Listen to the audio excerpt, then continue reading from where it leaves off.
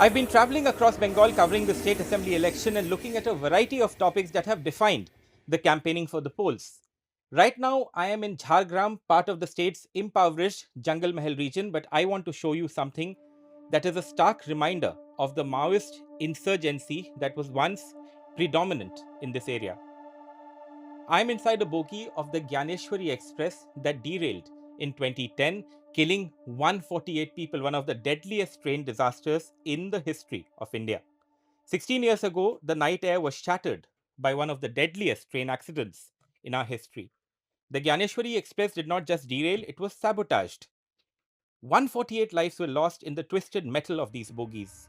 Back then, this was not just a railway track, it was a front line. The Maoist angle was not just a theory, it was the daily reality of the Jangal Mahal belt. And the state's authority seemed to end where these tracks began. Now, I was inside one of the bogies of the Gyaneshwari Express that still lie here, and I'm going to now step out and also give you a view from outside about this entire area and where this entire accident took place.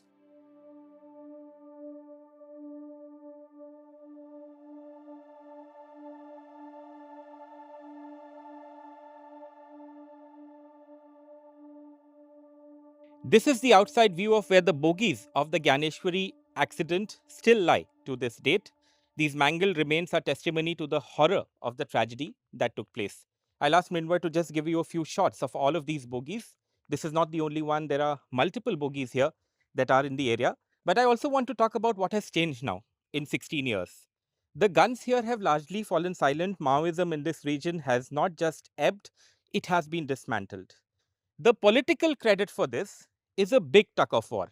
The Trinamool Congress claims their healing touch is what has led to development schemes in the area, and that has turned the tide after 2011 when they came to power.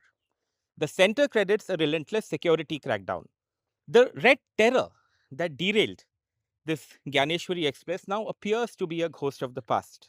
But of course, the political tug of war continues. In this area, the political discourse now has moved to welfare from security, perhaps, to subsistence.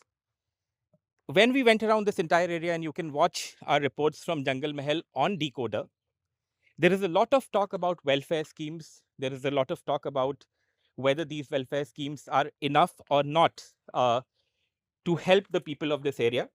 The TMC says that its welfare, like I said, has turned around the region. The BJP disagrees. It says that much more needs to be done.